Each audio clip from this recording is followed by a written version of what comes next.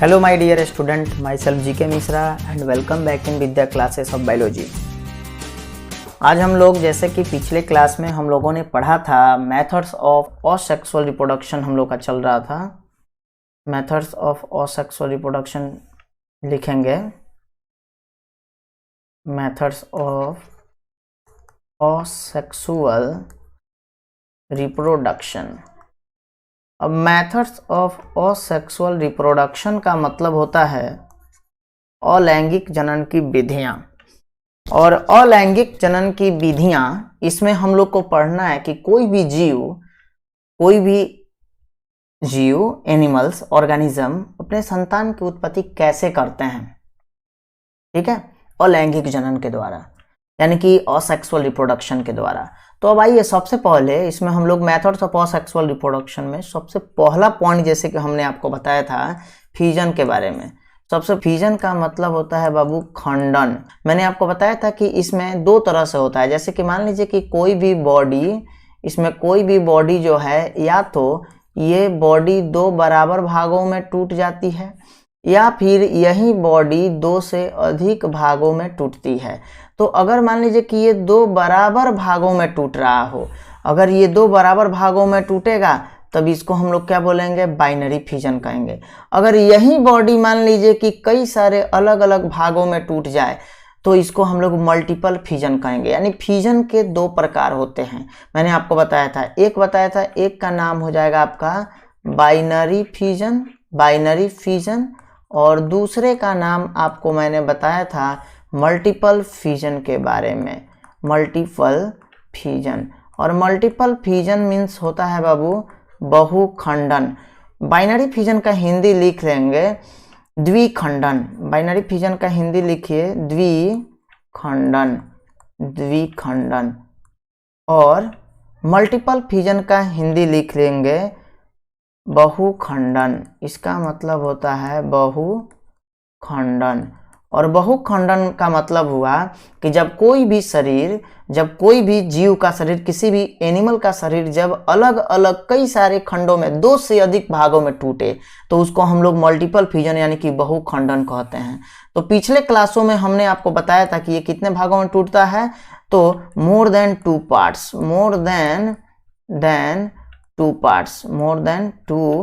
Parts. अब आइए एक चीज हम लोग जैसे कि देख रहे हैं यहाँ पे, मोर देन टू पार्ट्स का मतलब होता है दो से अधिक भागों में। इसका हिंदी लिख लेंगे दो से अधिक भाग।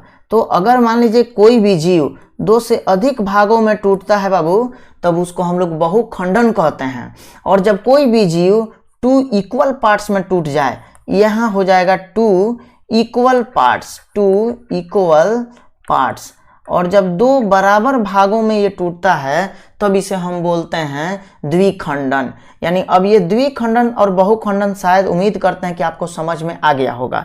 अब जैसे देखिएगा, एक बात हम आपको बता दें, जैसे टू इक्वल पार्ट्स की जो बातें हम लोग कर रहे हैं, तो टू इक्वल पार्ट्स में अभी मैंने आपको बताया था ऊपर में, जैसे कि ये दो बराबर भागों में टूटते हैं। यहाँ जैसे कि मैंने आपको बताया था कि ये दो बराबर भागों में टूट रहे हैं और यहाँ पे ये तीन अलग अलग खंडों में टूट रहे हैं, यानी कि ये दो से अधिक भागों में टूटते हैं। तो खंडन का वैसा प्रक्रिया जिसमें कोई भी जीव दो से अधिक भागों में टूट जाए, क्या कहलाता है, बहुखंडन कहलाता है। और खंडन का वैसा प्रकार जिसमें कोई भी जीव दो बराबर भागों में टूट जाए, टू इक्वल पार्ट्स का हिंदी होता है दो बराबर भाग।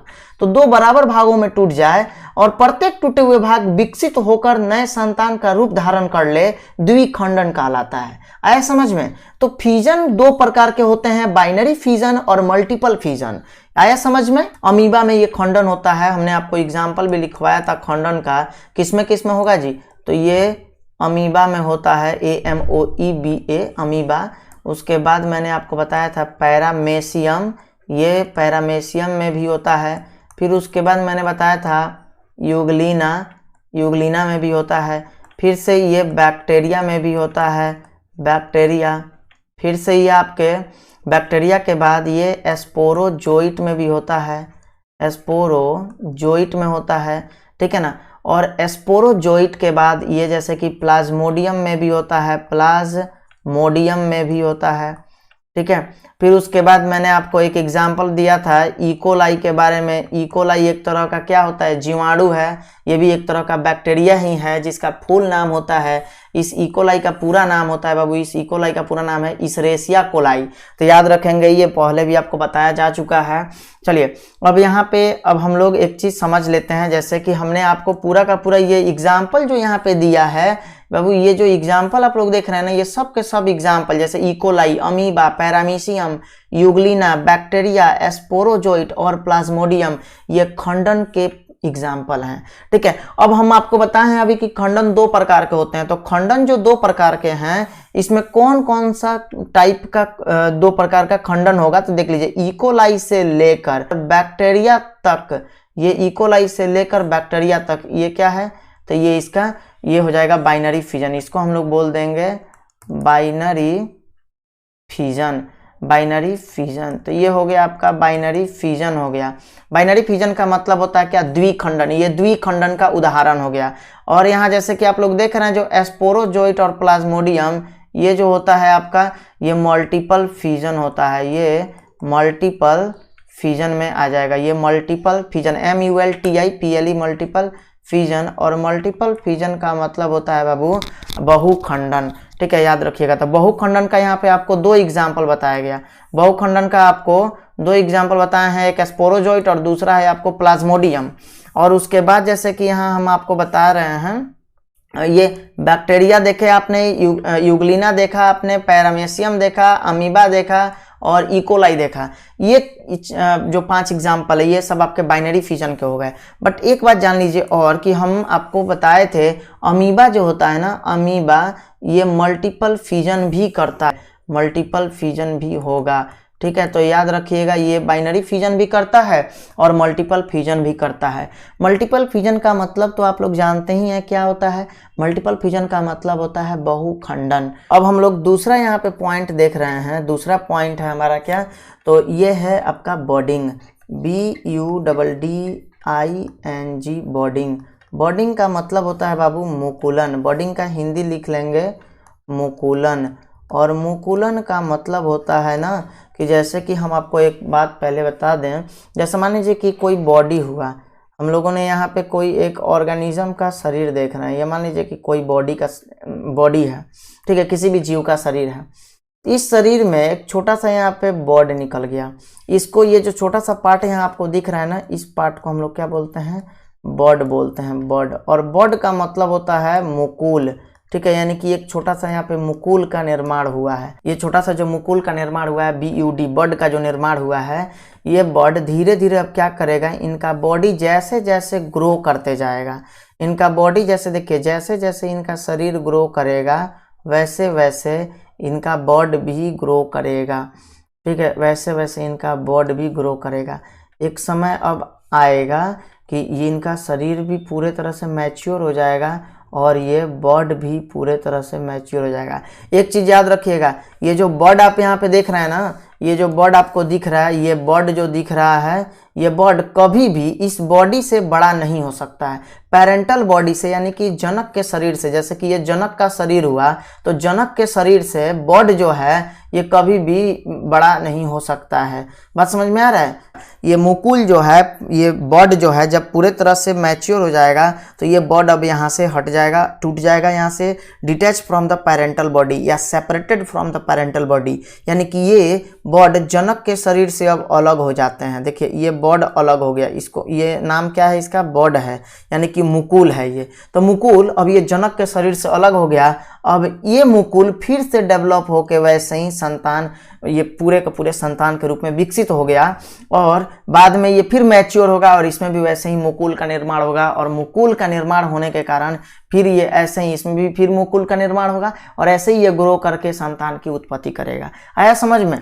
चलिए, तो इस तरह से हम लोगों ने यहाँ पे क्या देखा कि ये बॉडिंग में क्या होता है, कि बॉडिंग में क्या बोलिएगा, in this method buds are arises from parental body, मतलब कि जनक के शरीर में बॉड का निर्माण होता है, मुकुल का निर्माण होता है। आफ्टर मैचुरेशन, और परिपक्वता के बाद, यानी कि एंड आफ्टर मैचुरेशन, परिपक्वता के बाद, दीज बर्ड गेट सेपरेटेड, मतलब कि परिपक्वता के बाद यह बर्ड, यह मुकुल जनक के शरीर से अलग हो जाते हैं और अलग होकर नए संतान के रूप में विकसित हो जाते हैं। और इस तरह से ये इनके नए संतान हो गए, मतलब कि ये इनके क्या हो गए, ये इनके ऑफ स्प्रिंग हो गए, ये इनके ऑफ स्प्रिंग हैं। ऑफ स्प्रिंग बोलने का मतलब क्या होता है बाबू, संतान, ये इनके संतान बने। आया समझ में। चलिए, तो इस तरह से हम लोग यहाँ पे देख रहे हैं ये बॉडिंग के बारे में। अब बॉडिंग का हम लोग डिफिनेशन लिखेंगे। इसका डिफिनेशन लिखिएगा, इन दिस मेथड, देखिए in this method birds are arises from parental body. Birds are arises from parental body and after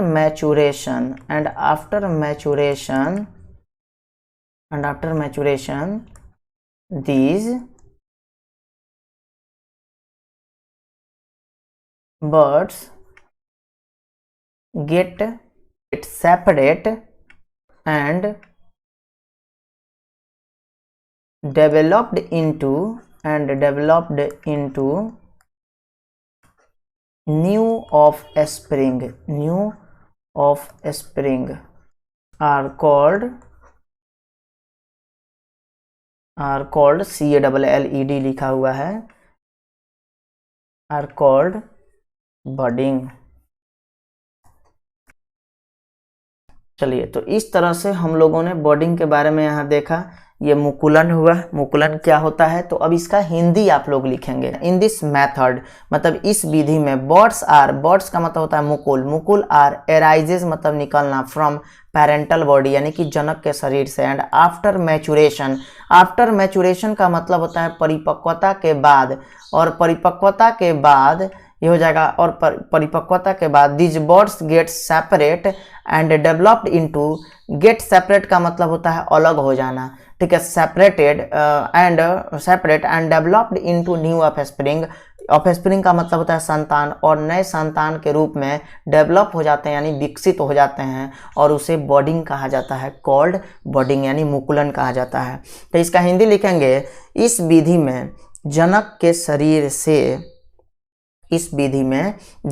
शरीर से मुकुल का निर्माण होता है, और परिपक्वता के बाद ये मुकुल जनक के शरीर से अलग हो जाते हैं, और परिपक्वता के बाद यह मुकुल जनक के शरीर से अलग हो जाते हैं और अलग होकर नए संतान के रूप में विकसित हो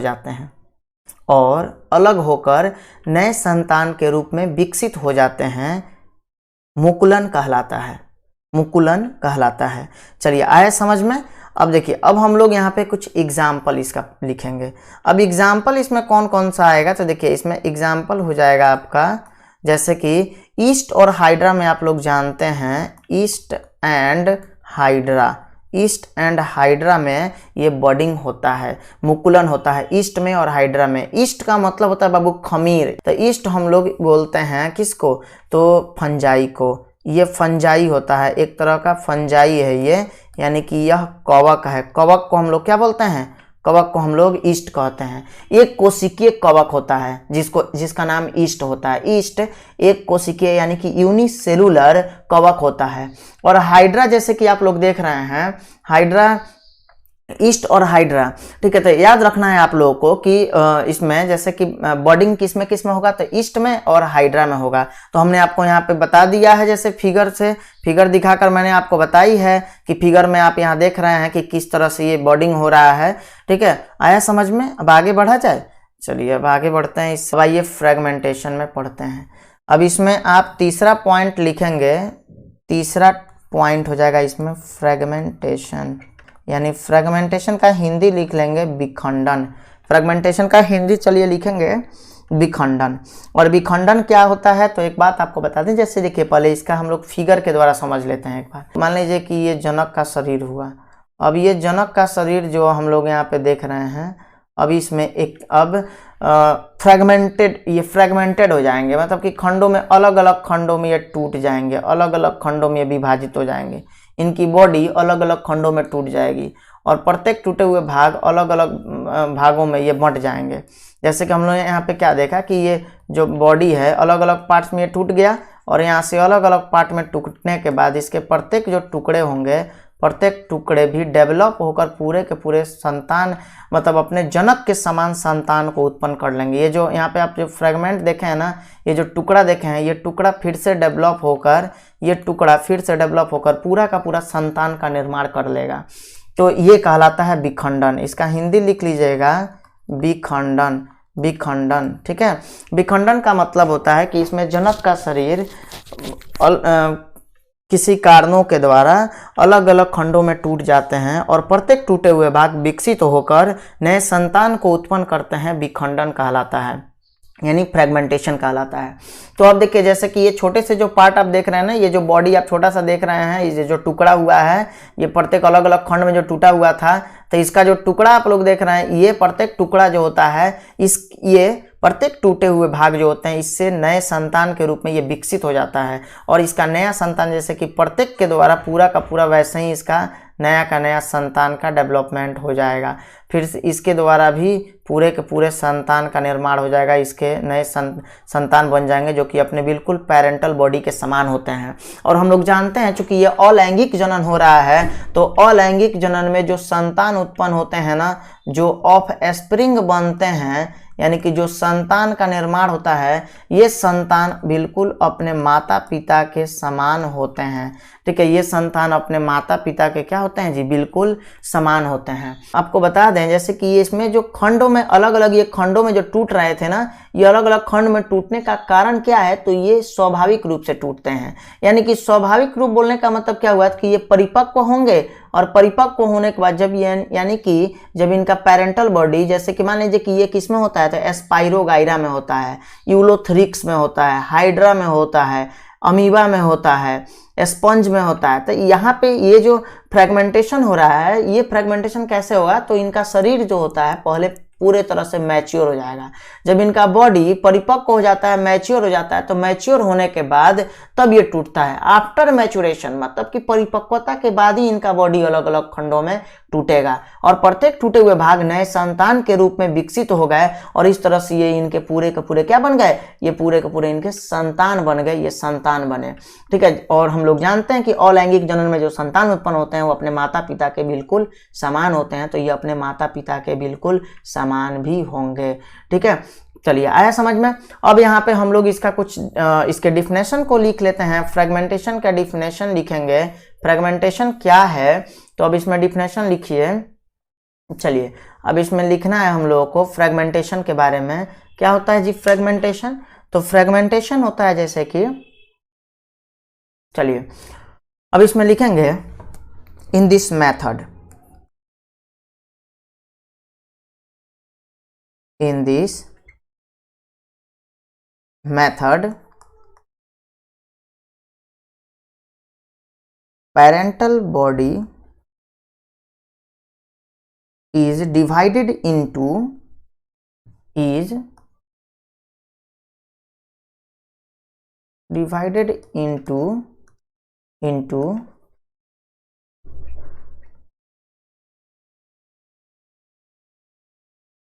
different parts and each of which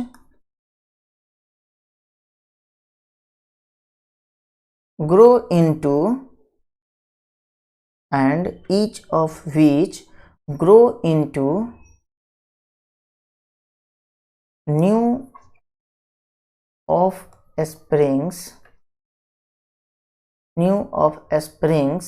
are called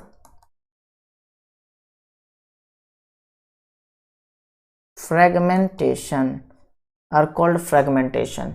अब इसका हिंदी लिख लीजिएगा, पहले इसका एग्जाम्पल उतार लीजिए तब हिंदी लिखवाते हैं। इसमें एग्जाम्पल लिखिए बाबू आप लोग, स्पाइरोगाइरा। ठीक है, इसमें एग्जाम्पल हो जाएगा क्या, स्पाइरोगाइरा, गायरा, हिंदी इसका एस्पाइरोगाइरा होता है, हिंदी में भी एस्पाइरोगाइरा ही बोलते हैं इसको। फिर से यूलोथ्रिक्स, अगला एग्जाम्पल हो जाएगा हमारा यूलोथ्रिक्स। और उसके बाद होता है आपका हाइड्रा, हाइड्रा में भी ये होता है HYDRA, हाइड्रा, ठीक है, हाइड्रा में भी ये होगा। और उसके बाद आपका हो जाता है जैसे अमीबा में भी होता है, ये अमीबा में भी ऐसा होता है, ETC कर लेंगे इसको। चलिए आया समझ में। तो यहाँ पे हम लोगों ने क्या देखा कि जैसे कि एस्पाइरोगाइरा, यूलोथ्रिक्स, हाइड्रा, इन सभी में क्या होता है जी, एस्पाइरोगाइरा, यूलोथ्रिक्स, हाइड्रा, अमीबा, इन सभी में ये क्या होता है, तो इनमें होगा विखंडन, ठीक है। अब चलिए, अब जैसे कि हम लोग देख रहे हैं, इसका हिंदी लिख लीजिएगा। इस विधि में जनक के शरीर अलग अलग खंडों में टूट जाते हैं, अलग अलग खंडों में टूट जाते हैं, और प्रत्येक खंड नए संतान के रूप में विकसित हो जाते हैं, और प्रत्येक खंड नए संतान के रूप में विकसित हो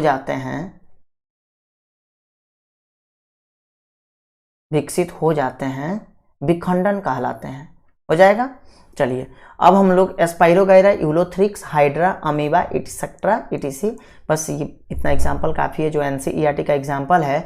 तो हमें NCERT के एग्जाम्पल पे खास करके ध्यान रखना है, उतना ही आपको पढ़ना है, उससे ज़्यादा की आवश्यकता नहीं है आपको, ठीक है। चलिए अब इसमें जैसे कि हम लोग देख रहे हैं बाबू, चलिए तो अब जैसे हम लोग देख रहे हैं यहाँ अगला पॉइंट है हमारा रीजनरेशन के बारे में। तो अब हम लोग अगला पॉइंट देखेंगे रीजनरेशन, और रीजनरेशन का मतलब होता है पुनर्जनन। चलिए तो लिखेंगे इसमें रीजनरेशन, और रीजनरेशन का हिंदी लिख लीजिएगा पुनर्जनन। इसका हिंदी, चलिए अब हिंदी लिखते हैं पुनर्जनन, लिख लेंगे पुनर्जनन होता है रीजनरेशन का मीनिंग, ठीक है, हिंदी। अब आइए, अब रीजनरेशन क्या है हम इसके बारे में पहले एक बार समझ लेते हैं कि ये रीजनरेशन जो हम लोग पढ़ रहे हैं ये क्या बोल रहा है। तो देखिए, जैसे कि रीजनरेशन में भी सेम बाबू ऐसे ही प्रोसेस होगा। जैसे मान लीजिए कि इसमें किसी का कोई बॉडी है, तो कोई बॉडी है तो ये भी बॉडी के कई सारे अलग अलग फ्रेगमेंट में बंट जाएंगे। ये भी शरीर जो है, इसके जीवों के जो शरीर हैं, ऑर्गेनिज्म है कोई जीव, और उसके बॉडी जो है अलग अलग पार्टों में ये बंट गया है, अलग अलग पार्ट्स में बंट गया है।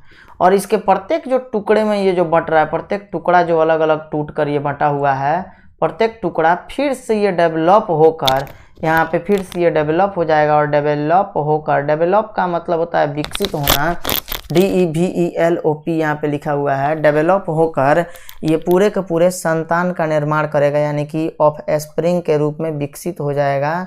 और इस तरह से यहाँ पे इसके ऑफस्प्रिंग बन गए, संतान बन गए, ठीक है। ऑफस्प्रिंग का मतलब क्या होगा, संतान। जनक के जो शरीर होते हैं ये अलग अलग खंडों में टूट जाते हैं, और प्रत्येक टूटे हुए भाग विकसित होकर संतान का रूप धारण कर लेते हैं।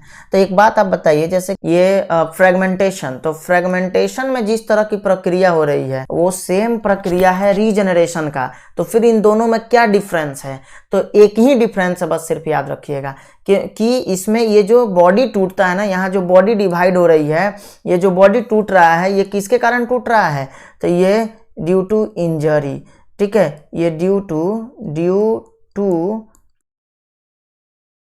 इंजरी, इंजरी का मतलब होता है चोट के परिणाम स्वरूप, चोट के कारण, ठीक है, चोट के कारण यहाँ पे टूट रहा है।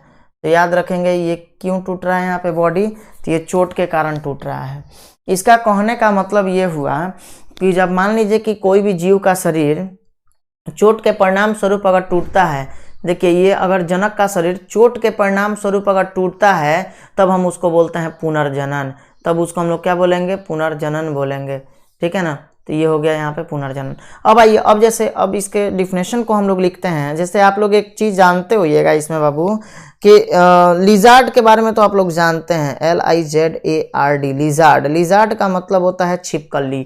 छिपकली के बारे में आप लोग जानते हैं। जैसे मान लीजिए कि अगर ये छिपकली का बॉडी है, ये अगर छिपकली का बॉडी है तो छिपकली का बॉडी ये अलग अलग भागों में टूट जाते हैं। ये छिपकली का बॉडी जो है ना, ये अलग अलग भागों में टूट जाएंगे और प्रत्येक टूटे हुए भाग विकसित होकर ये छिपकली का शरीर हुआ। तो छिपकली का शरीर ये अलग अलग खंडों में टूट जाते हैं और प्रत्येक टूटे हुए भाग से नया छिपकली तो नहीं बनता है। लेकिन सर आप तो जैसे कि अभी बता रहे हैं कि छिपकली का भाग अगर मान लीजिए अलग अलग खंडों में टूट गया तो क्या इस अलग अलग टुकड़े से पूरा का पूरा नया छिपकली बन जाएगा? जी नहीं, इस टुकड़ों के द्वारा नए छिपकली का निर्माण कभी भी नहीं होगा। सिर्फ और सिर्फ इसका अगर पूंछ का पार्ट, इसका टेल रीजन, ये जो टेल का पार्ट जो होता है, अगर टेल इसका कट गया या फिर इसमें पैर जो होता है इसका अगर पैर मान लीजिए कि ये टूट गया तो पैर कट गया तो इसके पैर फिर दोबारा निकल सकते हैं। इसके जो लिम्स होते हैं, लिम्ब, इसके लिम्ब निकल आते हैं। इसके पाँव जो है ये निकल आता है। इसका पूंछ जो टूट गया, पूंछ अगर टूट गया तो पूंछ निकल आ जाता है। लेकिन इनके पूरे शरीर का निर्माण नहीं होता है। तो हम आगे में आपको बताएंगे कि इन सम ऑर्गेनिज्म, ठीक है, only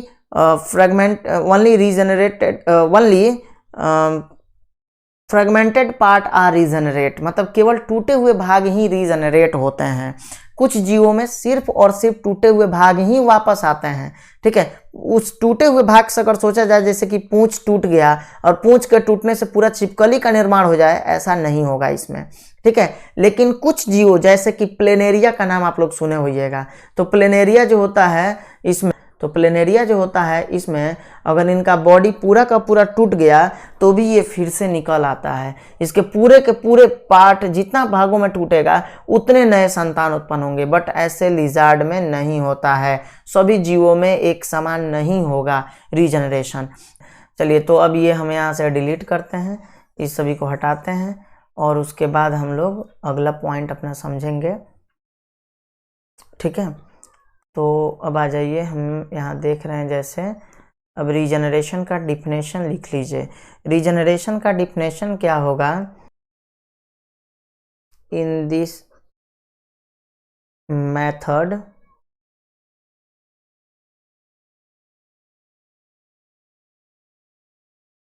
parental body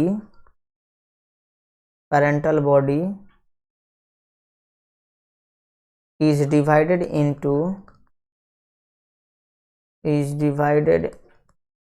into different parts,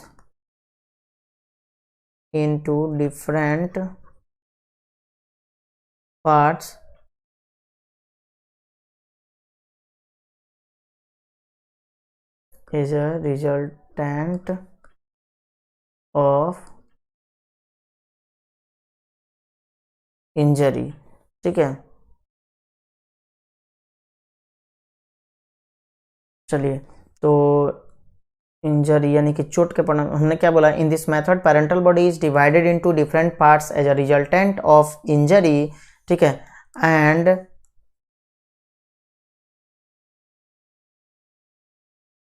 each parts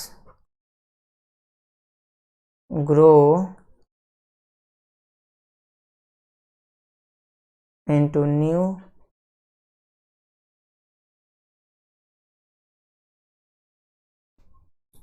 offspring are called regeneration। इसको हम लोग क्या बोलेंगे? रीजनरेशन कहते हैं, यानी पुनर्जनन कहा जाता है। पुनर्जनन का आप कुछ एग्जाम्पल लिख लीजिए।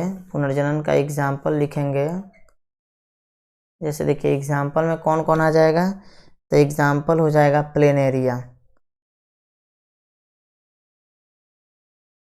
प्लेनेरिया, फिर से आपका अगला इसमें हो जाएगा आपका हाइड्रा,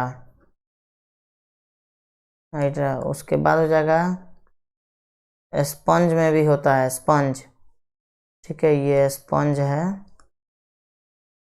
प्लेनेरिया, हाइड्रा, स्पंज, इन सभी में क्या होगा, आपका पुनर्जनन होता है, ये पुनर्जनन हो जाएगा। आया समझ में?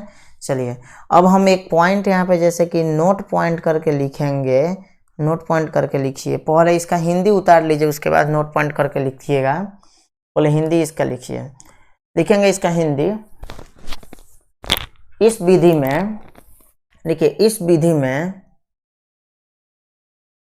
विधि में जनक का शरीर चोट के परिणाम स्वरूप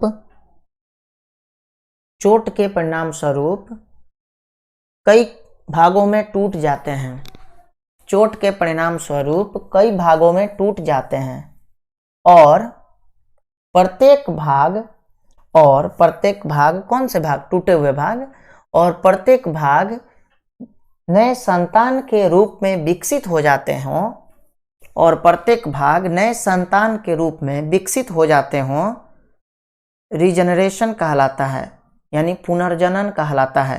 पुनर्जनन का दूसरा नाम होता है पुनरुद्भवन। इसको हिंदी में हम लोग पुनरुद्भवन भी कहते हैं। एग्जाम्पल हो जाएगा प्लेनेरिया, हाइड्रा, स्पंज। ठीक है, अब चलिए अब हम लोग आगे बढ़ते हैं इसमें। अब जैसे कि हमें, चलिए नोट पॉइंट एक करके लिख लेंगे। देखिए, इन प्लेनेरिया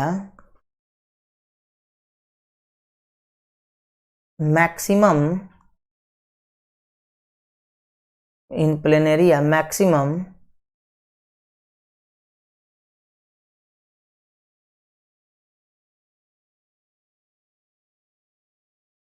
रीजनरेशन अकर्स। इन प्लेनेरिया मैक्सिमम रीजनरेशन अकर्स। इसका मतलब हुआ, हिंदी लिख लीजिएगा, प्लेनेरिया में सबसे अधिक पुनरुद्भवन की क्रिया होती है, यानी पुनरुद्भवन होता है या पुनर्जनन होता है। ठीक है, प्लेनेरिया में सबसे अधिक पुनर्जनन होता है। तो अगर आपसे पूछा जाए सबसे अधिक पुनर्जनन किस में होगा, तो आपको याद रखना है प्लेनेरिया में होता है। ठीक है ना। चलिए अब एरो देकर लिखेंगे पॉइंट है, in some organisms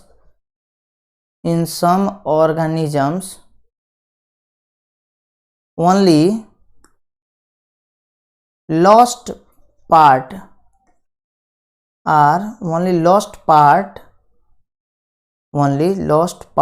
are regenerate। इसका कहने का मतलब हुआ, जैसे देखिए कुछ जीवों में in some organisms only lost parts are regenerate, यानी कि कुछ जीवों में केवल खोए हुए भाग ही वापस आते हैं। कुछ जीवों में केवल खोए हुए, लॉस्ट का मतलब हुआ खोए हुए भाग ही वापस आते हैं, यानी कि सिर्फ खोए हुए भाग का ही पुनर्जनन होता है। अब जैसे कि मान लीजिए ये किसमें होगा, तो इसका एग्जाम्पल अब आप लोग नोट करेंगे कि ऐसा किसमें होता है।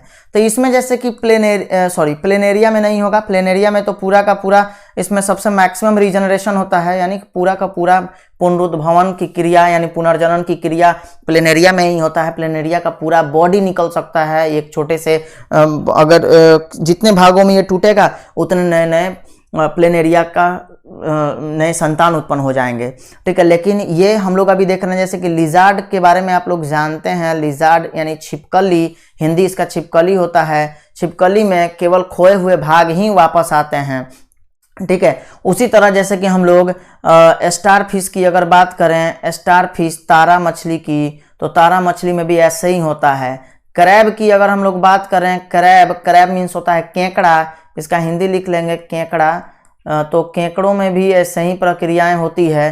केकड़ा में भी क्या होता है जी, खोए हुए भाग ही सिर्फ वापस आता है। जैसे कि मान लीजिए कि छिपकली का अगर पूंछ टूट गया, ठीक है, या फिर छिपकली का जो पैर होता है, अगर मान लीजिए कि पैर है छिपकली का, और ये पैर अगर छिपकली का पैर अगर टूट गया, तो छिपकली के पैर के टूटने के बाद क्या होता है, इनके पैर अगर सपोज मान लीजिए कि ये पैर निकल आया, यहाँ पैर जैसे छिपकली का पैर हुआ और इसका एक पैर जो है ये भाग अगर टूट गया, तो ये टूटने के बाद फिर से ये दोबारा निकल आते हैं।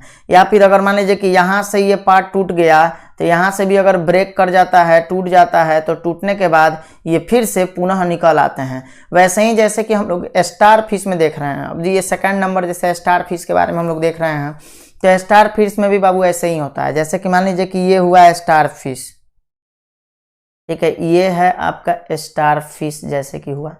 स्टार फिश में हम लोग जानते हैं कि इनके अगर कोई भी एक पार्ट अगर यहाँ से टूट जाता है, जैसे कि मान लीजिए सपोज कि ये पार्ट यहाँ से टूट गया, तो अगर ये पार्ट जैसे ही टूटता है तो इस पार्ट के टूटते ही अब क्या होगा, जैसे मान लीजिए कि ये पार्ट यहाँ से टूटा, तो टूटने के बाद इनके शरीर में अब क्या होगा कि इनकी जो ये हम लोग इनके बॉडी जो देख रहे हैं ना, इनके बॉडी में धीरे धीरे ये भाग भी रीजनरेट कर जाएगा। ये जो खोया हुआ भाग जो है ये फिर से रीजनरेट करने लगेगा, यानी कि ये फिर से ये यहाँ पे क्या होगा, ये निकलना चालू कर देगा। ठीक है, धीरे धीरे रीजनरेट होगा और रीजनरेट होकर पुनः ये फिर से बाद में वैसे ही इनकी बॉडी जैसे थी पहले की अवस्था में वैसे इनका शरीर फिर से बन जाता है। तो आपने यहाँ पे क्या देखा कि इसमें कुछ जीवों में केवल उनके खोए हुए भाग ही वापस आ रहे हैं। बाबू इसका हिंदी लिख लीजिएगा, कुछ जीवों में केवल उनके खोए हुए भागों का ही पुनर्जनन होता है। जैसे में लिख लीजिएगा क्या, छिपकली, तारा मछली और केकड़ा। ठीक है, इनमें केवल खोए हुए भाग ही वापस आते हैं। अब जैसे कि हम लोग यहाँ पे देख रहे हैं बाबू, तो अब ये उम्मीद करते हैं आपको समझ में आ गया होगा कि अब अगर आपसे कोई पूछता है कि, और अब जैसे मान लीजिए कि अगर आपसे कोई पूछे कि इसमें फ्रेगमेंटेशन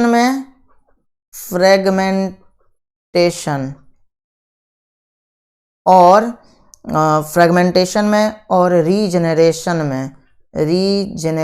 में क्या डिफरेंस है, तो क्या बताइएगा। तो देखिए फ्रेगमेंटेशन में जैसे कि आप लोग जानते हैं, फ्रेगमेंटेशन का मतलब क्या होता है, विखंडन। ठीक है, ये हो गया विखंडन। और रीजनरेशन का मतलब होता है पुनर्जनन, या फिर इसी को हम लोग बोलते हैं पुनरुद्ध भवन। ठीक है ना, तो याद रखिएगा पुनरुद्ध भवन। तो पुनर्जनन या फिर पुनरुद्ध भवन, ये जो हम लोग यहाँ पे देख रहे हैं ये सब इसका हिंदी हो गया। अब सुनिएगा, तो फ्रेगमेंटेशन में पुनर्जनन में अगर डिफरेंस पूछेगा तो ये जो होता है ये स्वाभाविक रूप से टूटता है, मतलब कि इसका नेचर है, इसका स्वभाव है, इसका ये नेचर है कि ये जब मैच्योर हो जाएगा, मतलब कि इसका स्वभाव या फिर इसकी प्रकृति है कि जब ये समझ ली, जब ये ग्रो कर जाएगा, जब ये ग्रो करेगा मैच्योर होगा, तो मैच्योर होने के बाद इसमें क्या होगी, तो इसमें डिवीजन होगी ही, यानी कि मैच्योर होने के बाद ये क्या करता है जी, डिवाइड होगा। ठीक है, मैच्योर होने के बाद ये डिवाइड होगा, यानी कि टूटेगा। मैच्योर मतलब होता है क्या, परिपक्व। मैच्योर का हिंदी होता है परिपक्व। ठीक है, और डिवाइड का मतलब होता है टूटना, यानी कि जब ये परिपक्व हो जाता है तब ये टूटेगा यहाँ पे। तो विखंडन का ये नेचर हुआ, ये स्वभाव है फ्रेगमेंटेशन का। तो जिस भी जीव में फ्रेगमेंटेशन होता है, जिस भी जीव में फ्रेगमेंटेशन होगा उसका स्वभाव है, ये नेचर है कि ये मैच्योर होंगे और मैच्योर होने के बाद ये क्या होता है, डिवाइड हो जाएंगे, टूट जाएंगे। लेकिन ऐसा रीजनरेशन में नहीं होता है। रीजनरेशन में कभी भी टूटने के कारण ये कभी भी ये खुद से मैच्योर होकर नहीं टूटेगा। ये कैसे टूटेगा, तो as a resultant of injury, कि ब्रेक करेगा as a resultant of injury, यानी कि इंजरी के कारण। इंजरी मतलब होता है चोट लगना, यानी चोट लगने के परिणाम स्वरूप ये टूटता है।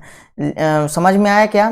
तो चलिए, यानी कि रीजनरेशन में हम लोग क्या देखे हैं कि हमेशा चोट लगने के परिणाम स्वरूप ही ये टूटते हैं, ये ऐसे नहीं टूट सकते। बात समझ में आया। चलिए, तो उम्मीद करते हैं आपको समझ में आ गया होगा। तो अब लिखेंगे अगला पॉइंट, स्पोर फॉर्मेशन। ठीक है,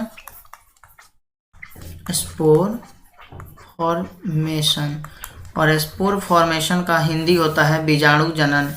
ठीक है, इसका हिंदी हो जाएगा बीजाणु जनन। ठीक है ना, ये हो गया बीजाणु जनन। तो बीजाणु जनन के बारे में अब हम लोगों को देखना है। जैसे देखिए स्पोर फॉर्मेशन क्या होता है, तो सबसे पहले हम इसको समझते हैं। जैसे ये पेनिसिलियम में होता है बीजाणु जनन, ठीक है ना। तो अब जैसे कि देखिएगा ये कैसे होगा, तो मान लीजिए कि कोई ये जनक का शरीर है, ये पेरेंटल बॉडी है, पेरेंटल बॉडी में यहाँ ये स्पोर का निर्माण होता है। ये जैसे कि पेरेंटल बॉडी का बीजाणु हुआ, पेरेंटल बॉडी में इस तरह से बीजाणु का निर्माण हुआ, और एक धीरे धीरे अब ये क्या होगा कि जैसे जैसे ये बॉडी मैच्योर होते जाएगा, मतलब कि परिपक्व होते जाएगा, ये इसका बीजाणु भी क्या होते जाएंगे, ये मैच्योर होते जाएंगे, इसके बीजाणु भी जो इसमें हैं ये सब भी मैच्योर होते जाएंगे।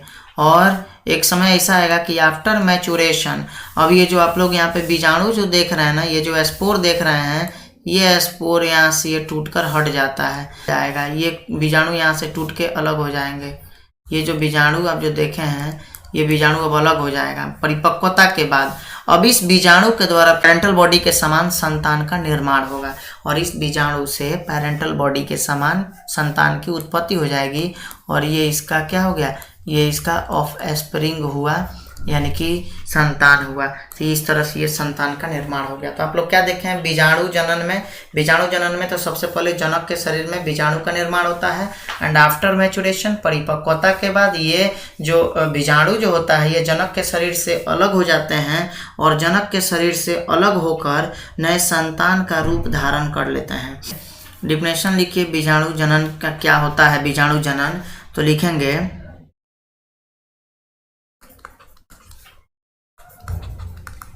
in this method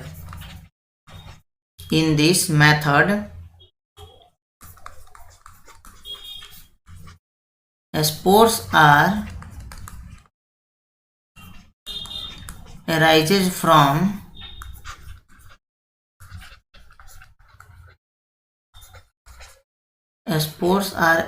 from parental body. The spores when they mature, they get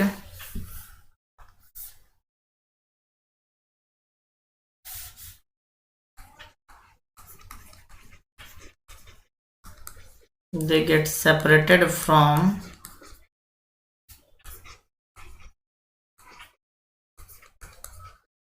parental body and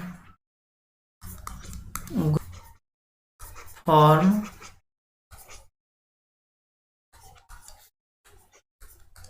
new offspring and grow to form new offspring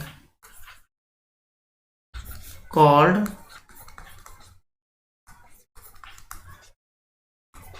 spore formation या इसी को हम लोग बोलते हैं स्पोरुलेशन। ठीक है, तो चलिए ये हम लोगों ने यहां तक देखा। अब ये इसका हिंदी लिखिए, लिखेंगे इस विधि में जनक के शरीर से बीजाणु का निर्माण होता है।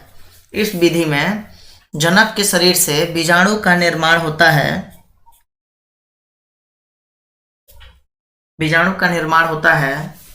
और जब यह बीजाणु परिपक्व हो जाता है तो जनक के शरीर से अलग होकर नए संतान के रूप में विकसित हो जाता है। और जब यह बीजाणु परिपक्व हो जाता है तो जनक के शरीर से अलग होकर नए संतान के रूप में विकसित हो जाता है, बीजाणु जनन कहलाता है। इसी को इंग्लिश में हम लोग स्पोरुलेशन भी बोलते हैं, हिंदी इसका बीजाणु जनन ही होता है। चलिए ऐसा समझ में। अब उसके बाद जैसे कि अब ये किस में होगा तो हम लोग इसके एग्जाम्पल को लिखते हैं। अब यहाँ पे लिखेंगे एग्जाम्पल, तो ये होता है पेनिसिलियम में। ये किस में होगा, पेनिसिलियम में होगा। ठीक है, तो ये होता है पेनिसिलियम में। तो चलिए अब आगे बढ़ें। अब उसके बाद जैसे कि हम लोग को पढ़ना है पेनिसिलियम के बाद अब पढ़ना होता है, अब इसी में हम लोग को पढ़ना है एक टॉपिक एनसीईआरटी में जोड़ा गया है। फर्स्ट नंबर टॉपिक इसमें इंसिस्टेशन के बारे में। इंसिस्टेशन ये किस में होता है तो अमीबा में। हम लोग के एग्जाम्पल में तो अमीबा लिया है, ये इंसिस्टेशन की जो प्रक्रिया है ये अमीबा में दिया हुआ है, लेकिन अमीबा में, एल्गी में, बैक्टीरिया में, ये सभी में होता है इंसिस्टेशन।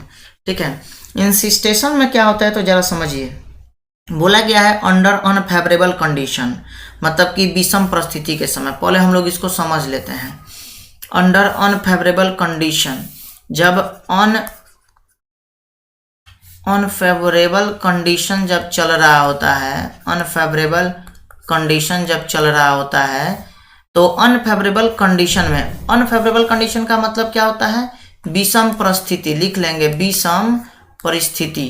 ठीक है, विषम परिस्थिति का मतलब क्या होता है बाबू? तो विषम परिस्थिति का मतलब होता है जैसे कि गलत समय जब चल रहा हो जीवों के साथ। ठीक है, जब उनके लिए गलत समय चल रहा होता है, जैसे हम लोग के लिए अभी कोरोना का समय चल रहा है, तो ये गलत समय हुआ हम लोग के लिए कि हम लोग घरों में छुपे हुए हैं। उसी तरह उनका जैसे कि मान लीजिए कि हम लोग इन जीवों के लिए, जैसे अमीबा के बारे में यहाँ पे दिया हुआ है, तो अमीबा जैसे क्या होता है अनफेवरेबल कंडीशन में, ये जो अमीबा होते हैं, अमीबा, ये इनकी जो बॉडी होती है ना, जैसे मान लीजिए कि ये अमीबा हुआ, तो ये अमीबा अपने चारों तरफ में 3 स्तरीय कवच का निर्माण करता है। ये अमीबा, जैसे कि हम लोगों ने यहाँ पे अमीबा को देखा, ये अमीबा अपने चारों तरफ में 3 स्तरीय कवच का निर्माण करेंगे। ये क्या चीज, इसको क्या बोलेंगे? तो 3 लेयर्ड हार्ड कवर का निर्माण करता है। ये अपने चारों तरफ में 3 layered hard cover. 3 layered hard cover का हिंदी क्या हो जाएगा? तो हिंदी लिख लेंगे इसका 3 स्तरीय कवच। ठीक है, 3 स्तरीय कवच का निर्माण करता है। और इसी 3 स्तरीय कवच को हम लोग क्या बोलते हैं? तो इसको हम लोग कहते हैं कॉल्ड, इसको क्या कहा जाएगा जी? तो इसको कहा जाता है सिस्ट, CYST, सिस्ट। और सिस्ट का मतलब होता है पुटी। ठीक है, सिस्ट, पुटी इसको बोलते हैं। ठीक है ना, हिंदी में पुटी बोलते हैं। और ये हम लोगों ने क्या देखा कि अमीबा, जैसे कि अमीबा के लिए जब विषम परिस्थिति चल रहा होता है, परिस्थिति जब कैसा चल रहा हो? विषम परिस्थिति, यानी कि अनफेवरेबल कंडीशन चल रहा हो, तो अमीबा अपने चारों तरफ में 3 स्तरीय कवच का निर्माण करता है। और इन तीनों स्तरीय कवच को हम लोग क्या बोलते हैं? तो इस 3 स्तरीय कवच को हम लोग कहते हैं पुटी। ठीक है, सिस्ट कहते हैं। और इसके बनने की प्रक्रिया को हम लोग क्या बोलेंगे? तो इसके बनने की प्रक्रिया को कहा जाता है पुटी भवन। ठीक है ना, इसके बनने की प्रक्रिया को कहते हैं क्या? पुटी भवन, पुटी भवन। और पुटी भवन को इंग्लिश में क्या बोलेंगे? तो इंसिस्टेशन, इसको हम इंसिस्टेशन कहते हैं। ठीक है ना, चलिए, तो इस तरह से हम लोगों ने इंसिस्टेशन के बारे में शायद आप समझ गए होंगे कि ये क्या होता है। अमीबा अनफेवरेबल कंडीशन में, विषम परिस्थितियों में, ये अपने पदार्थ के द्वारा 3 स्तरीय कवच का निर्माण करते हैं। ठीक है ना, इनका पदार्थ होता है क्या? इनमें जैसे कि हम अभी आपको बताएंगे, जब इसके बारे में जब लिखवाएंगे तो आपको बता देंगे। इनमें स्यूडोपोडिया होता है, जिसके मदद से ये किसी भी अपने प्रे को पकड़ते हैं। स्यूडोपोडिया होता है अमीबा के अंदर, स्यूडोपोडिया होता है। क्या होता है जी? Pseudo, PSEUDO, pseudo, PODIA, pseudopodia. इसका हिंदी होता है पादाभ। इसको पादाभ क्यों बोल रहे हैं? क्योंकि इसके द्वारा ये अपने प्रे को पकड़ते हैं। प्रे मतलब क्या हुआ? ये अपने शिकार को पकड़ते हैं खाने के लिए। ठीक है, तो ये प्रे को पकड़ते हैं और इसी के मदद से, इसके मदद से ये मूव भी करते हैं। इसके मदद से ये मूव भी करते हैं, मतलब कि एक तो अपने प्रे को पकड़ रहे हैं और दूसरा काम क्या कर रहे हैं कि मूव कर रहे हैं, यानी कि इसी के कारण ये घूमते हैं, यानी गति करते हैं। आया समझ में? तो ये गति भी इसी के द्वारा करते हैं। तो यहाँ पे हम लोग क्या देखें कि ये स्यूडोपोडिया, अमीबा में जो स्यूडोपोडिया होता है, मतलब कि जो पदार्थ होता है, इस पदार्थ के मदद से अमीबा ये 3 स्तरीय कवच का निर्माण करता है। अब ये समझ में आया? और ये ताकि इस कवच के अंदर ये बचा रहे, इसको किसी भी तरह की दिक्कत नहीं हो। अब देखिए, अब क्या होगा कि अब हमेशा तो हम लोग के साथ जिस तरह कोरोना का समय है, हम लोग के साथ भी कोरोना का समय आया है, तो हम लोग घरों के अंदर छुपे हुए हैं। लेकिन जब कोरोना का समय खत्म हो जाता है तो हम लोग घर से गेट खोलेंगे और बाहर निकलेंगे। सेम उसी तरह की प्रक्रिया होगी। अब अमीबा के साथ में सही समय आ रहा है, ये सही समय का इंतजार कर रहा था कि मेरे साथ सही समय आए। तब तक अमीबा के लिए फेवरेबल कंडीशन आता है। जब फेवरेबल कंडीशन आएगा तो ये अमीबा का 3 स्तरीय कवच यहाँ से टूट जाएगा, यानी कि ये ब्रेक कर जाएगा। कब? तो ये फेवरेबल कंडीशन। ब्रेक का मतलब होता है टूटना। तो ये 3 स्तरीय कवच कब टूटेगा? तो फेवरेबल कंडीशन के समय में, मतलब कि जब परिस्थिति सही हो जाए। तो हम आपको यहाँ पे जैसे कि हम बता रहे हैं, देखिए फेवरेबल कंडीशन में, अब ड्यूरिंग फेवरेबल कंडीशन, अब इसमें क्या होगा? तो ड्यूरिंग, देखिए ड्यूरिंग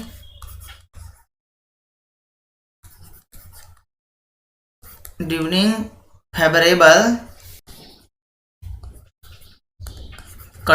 कंडीशन। तो फेवरेबल कंडीशन बोलने का मतलब क्या होता है बाबू? अनुकूल परिस्थिति के समय। इसका मतलब होता है अनुकूल परिस्थिति में, यानी अनुकूल समय में। अनुकूल समय में इसमें क्या होगा? तो अनुकूल समय में ये क्या होते हैं? तो इनके जो 3 स्तरीय यानी कि 3 लेयर्ड हार्ड कवरिंग जो था, इनमें जो 3 लेयर्ड LAYERED 3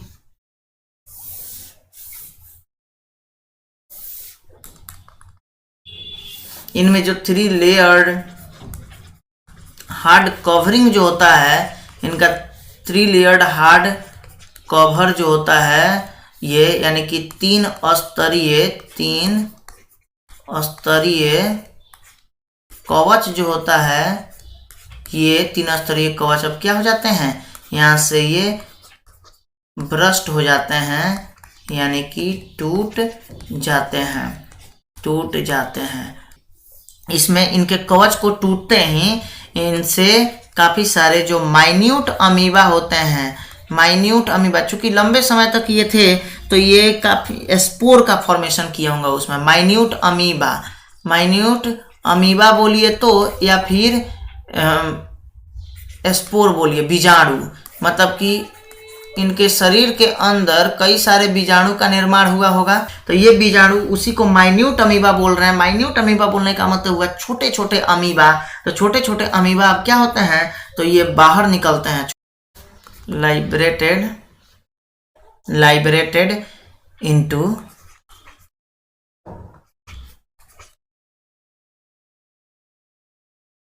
सराउंडिंग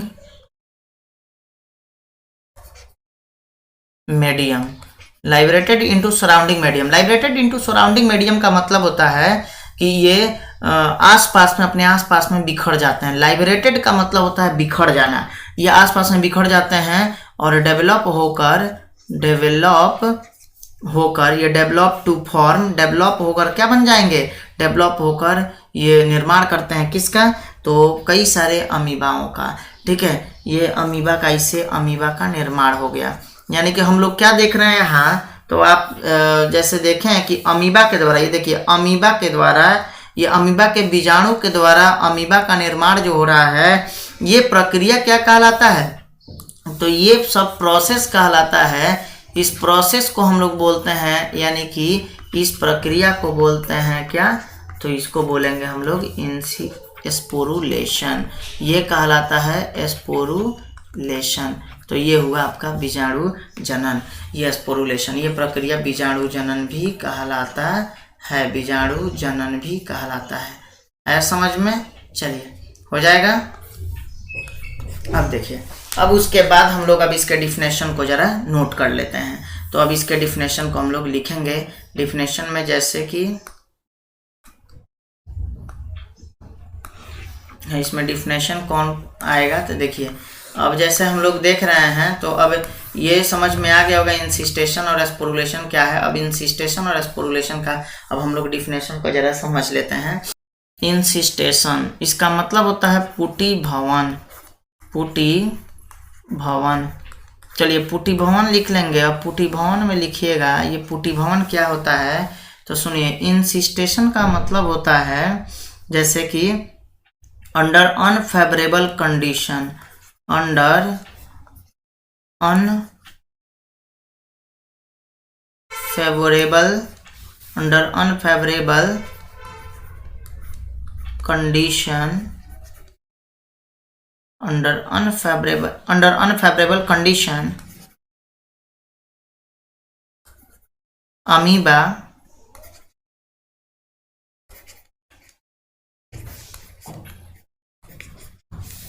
withdraw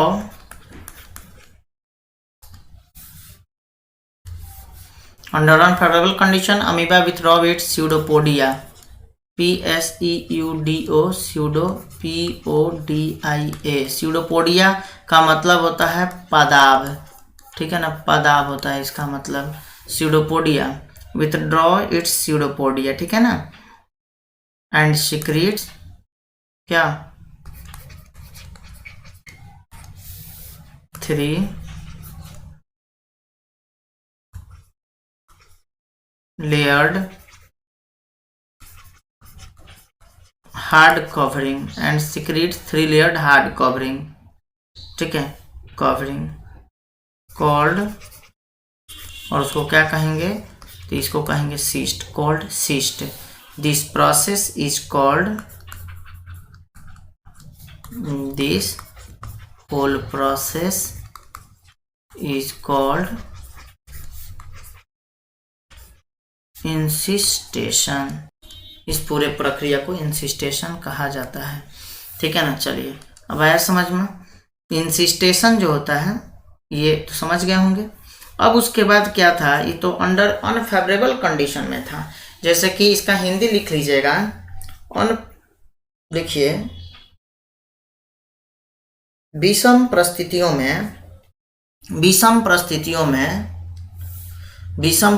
में अमीबा अपने पदार्थ को संकुचित करते हैं. विथड्रॉ का मतलब होता है संकुचित करना यानी बाहर निकालना. अमीबा विषम परिस्थितियों में अमीबा अपने पदार्थ को बाहर निकालते हैं अर्थात संकुचित करते हैं और 3 स्तरीय कठोर आवरण को स्रावित करते हैं और 3 स्तरीय कठोर आवरण का निर्माण करते हैं जिसे पुटी कहा जाता है. सिस्ट मतलब होता है पुटी, जिसे पुटी कहा जाता है. और इस प्रक्रिया को पुटी भवन कहा जाता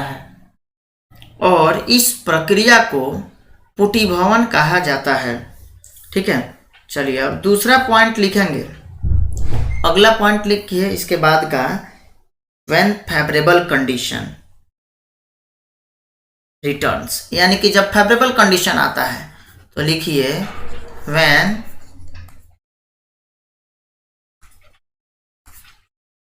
favourable condition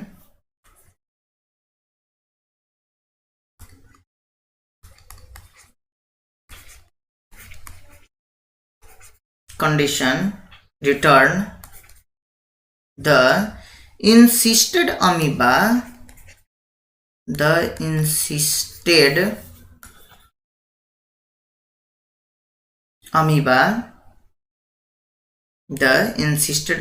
divided by multiple fission and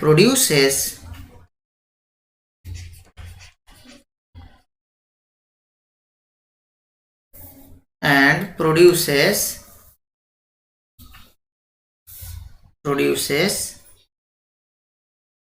many minute amoeba.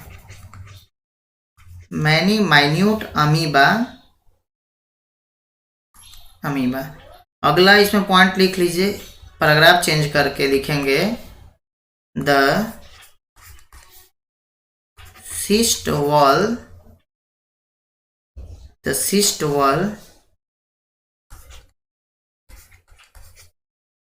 burst out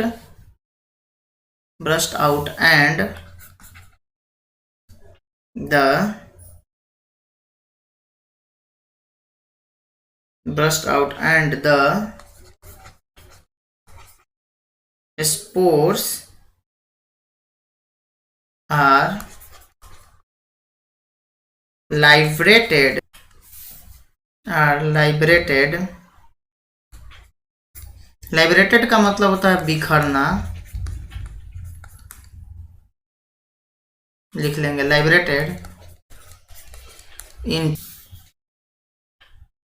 लाइब्रेटेड into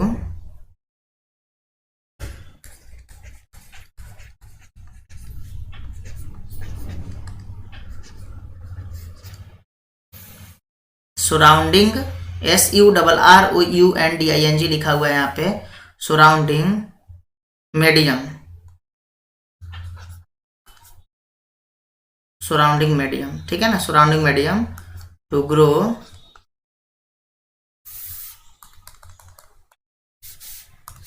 surrounding medium to grow up into many amoeba, many को पढ़ लेते हैं, many amoeba, ठीक है। The process is called,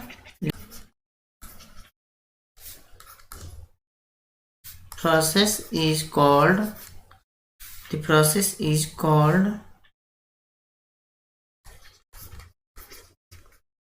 sporulation, sporulation, ठीक है। और इस प्रक्रिया को क्या कहेंगे, स्पोरुलेशन कहेंगे। एग्जाम्पल इसमें लिख लीजिए,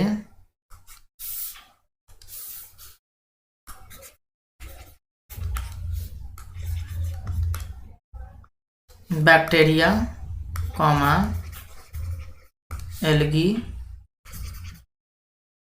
कॉमा, अमीबा, ETC, सब इसमें आएगा। बात समझ में आया?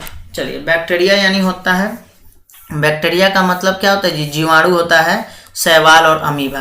यानी हम लोगों ने क्या देखा, तो देखिए अब इसको जरा एक बार समझ लेते हैं, इस पूरे पॉइंट को समझिए। बोला गया है इंसिस्टेशन क्या है, पुटिभवन क्या है, तो पुटिभवन का मतलब होता है अंडर अनफेवरेबल कंडीशन, यानी कि विषम परिस्थिति में अमीबा अपने पदार्थ को संकुचित करते हैं और 3 स्तरीय कठोर आवरण का निर्माण करते हैं, जिसे हम पुटी कहते हैं। और इस प्रक्रिया को पुटिभवन कहा जाता है। और इस प्रक्रिया को क्या बोलते हैं जी, पुटिभवन बोला जाता है। इस प्रक्रिया को पुटिभवन कहा जाता है। उसके बाद देखिए, व्हेन फेवरेबल कंडीशन रिटर्न्स, यानी जब विषम परिस्थिति के बाद कौन सा परिस्थिति आएगा, फेवरेबल कंडीशन आएगा, यानी कि अनुकूल परिस्थिति जब आएगा, तो अनुकूल परिस्थिति के आने पर इंसिस्टेड अमीबा, यानी कि पुटीकृत अमीबा मल्टीपल फ्यूजन के द्वारा, यानी कि बहुखंडन के द्वारा विभाजित हो जाते हैं और काफी सारे छोटे छोटे अमीबा का निर्माण करते हैं, ठीक है ना, उत्पन्न करते हैं। काफी सारे छोटे छोटे अमीबा को उत्पन्न करेंगे। आया समझ में? अब देखिए, उसके बाद है the cyst wall burst out, यानी कि अब देखिए the cyst wall burst out, यानी कि अब ये 3 स्तरीय जो कठोर स्तर था ये फट जाता है, टूट जाता है। और टूटने के कारण क्या होंगे उससे, तो स्पोर्स जो होते हैं, अमीबा का जो बीजाणु होता है, ये उनके सराउंडिंग मीडियम में, यानी कि उनके आसपास में, उनके सराउंडिंग माध्यमों में, उनके आसपास में क्या होगा, ये लाइब्रेटेड हो जाएंगे, बिखर जाएंगे।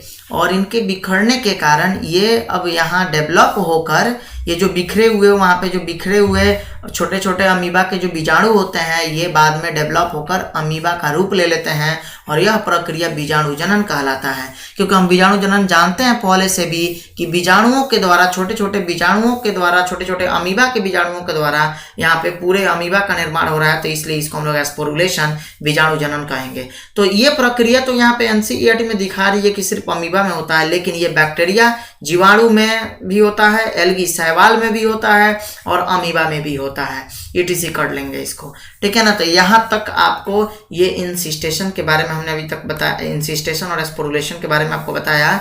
तो इसका हिंदी अब चलिए लिखेंगे। ऊपर वाले का हिंदी हो गया इंसिस्टेशन का, अब इसका सेकेंड नंबर पॉइंट का हिंदी लिखेंगे। सेकेंड नंबर पॉइंट का हिंदी लिखिए, लिखिए इसका हिंदी लिखिए। जब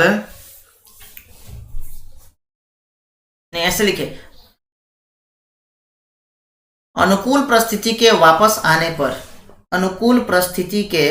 आने पर पुटीकृत अमीबा बहुखंडन विधि के द्वारा टूट जाते हैं और कई छोटे छोटे अमीबा उत्पन्न हो जाते हैं पैराग्राफ चेंज करके इसमें लिखेंगे, पैराग्राफ चेंज करके लिखिएगा इसमें, पुटीकृत पुटी का दीवार जो होता है, पुटीकृत पुटी के, अब लिखिए, पुटी के टूटने से उनके आसपास के माध्यमों में बीजाणु बिखर जाते हैं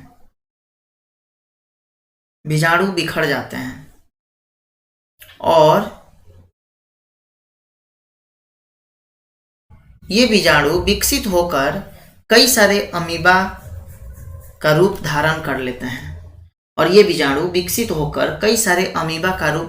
लेते हैं।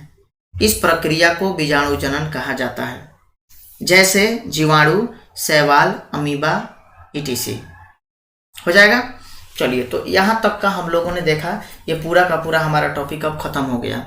ठीक है, कुछ बचा हुआ नहीं है। ठीक, अब इसके आगे का मतलब ये हम लोगों ने मेथड्स के बारे में देख लिया, ये जैसे कि अलैंगिक जनन के मेथड के बारे में हम लोगों ने देख लिया, पूरा का पूरा कौन कौन सा मेथड होता है, विधि होता है, उस विधियों के बारे में अब हम लोगों ने देख लिया। अब हमें नेक्स्ट क्लास में पढ़ना है जैसे वेजिटेटिव रिप्रोडक्शन के बारे में, कायिक जनन के बारे में। हमारा नेक्स्ट टॉपिक रहेगा कायिक जनन। यहाँ तक आपको पढ़ लेना है। ठीक है, अब सुनिए, जो भी स्टूडेंट इसमें एडमिशन नहीं कराए हुए हैं, आप लोग एडमिशन ले लीजिए। एडमिशन लेने के बाद आपको अपने एप्लीकेशन के द्वारा क्लास मिलेगा। अपने एप्लीकेशन का नाम हुआ विद्या क्लासेस ऑफ बायोलॉजी। तो एप्लीकेशन का नाम है विद्या क्लासेस ऑफ बायोलॉजी, और वहाँ से आप क्लास के ऐप को डाउनलोड करेंगे। विद्या क्लासेस ऑफ बायोलॉजी आपको कहाँ सर्च करनी है, तो ये प्ले स्टोर पे सर्च करना है। ये सर्च करना है आपको प्ले स्टोर पे। आपका एडमिशन होने के बाद, एडमिशन जैसे ही होता है, आपको बैच कोड दिया जाएगा, और उस बैच कोड के द्वारा आप अपने बैच को ज्वाइन कर सकते हैं। बैच को ज्वाइन करेंगे, जिसमें आपको मिलेगा टेस्ट, आपको मिलेगा चैप्टर वाइज टेस्ट रहेगा, आपको PDF नोट्स मिलेगा, आपको उसमें क्वेश्चन पेपर का जैसे कि DPP आपको इसमें प्रोवाइड करवाई जाएगी। ठीक है, तो इसमें आपको DPP मिलेगा। तो ये सारी चीज़ें और भी काफ़ी सारी चीज़ें आपका इसका फीचर्स है, जैसे कि उसमें आपको फ्री नोट्स आप स्टडी कर सकते हैं। ठीक है, तो ये सारी चीज़ें आपको मिलेगी। नीट का क्वेश्चन सॉल्यूशन आपको वहाँ से मिल जाएगा, नीट का क्वेश्चन का सॉल्यूशन आपको मिलेगा। ठीक है, जैसे कि अलग अलग बुक जो है आपका वहाँ से NCERT का अलग अलग बुक आपको मिल जाएगा, और उसके साथ ही साथ आपको उनके सभी के सभी NCERT के सॉल्यूशन जो होंगे, ये सॉल्यूशन भी आपको मिल जाएंगे इंटेक्स प्रॉब्लम का। ये इतने सारे फीचर्स आपको उसमें दिया गया है। एक्स्ट्रा बुक जो है आपको, जो एडवांस बुक जो है, ये एडवांस बुक भी आपका उसमें डाला हुआ है, वो आपके रीडिंग के लिए। तो आपको इतना सारा फीचर्स मिल जाएगा अगर आप इसे ज्वाइन करते हैं तो सिंपल सा है। आप एप्लीकेशन को डाउनलोड करेंगे प्ले स्टोर से, विद्या क्लासेस ऑफ बायोलॉजी, और वहाँ बैच कोड आपका एडमिशन होते ही, जैसे ही आप एडमिशन लीजिएगा, आपको मैसेज कर दिया जाएगा, बैच कोड आपको सेंड किया जाएगा, और उस बैच कोड के माध्यम से आप अपने क्लास को ज्वाइन कर सकते हैं। ठीक है ना। तो चलिए अब हम लोग मिलते हैं नेक्स्ट क्लास में। Thank you for watching. ठीक है।